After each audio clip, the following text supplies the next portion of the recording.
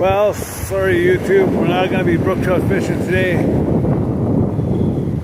because the lake is rough, southeast wind all day, and it's bad where we are. They get bigger, the wind's supposed to pick up. But yeah, this is my old reserve. You can tell by the waves are big. Look at all this black sand here, it's fucking built up. But yeah, today we're not going brook trout fishing. Sorry to tell everybody that, but this is north end of Lake Nip again.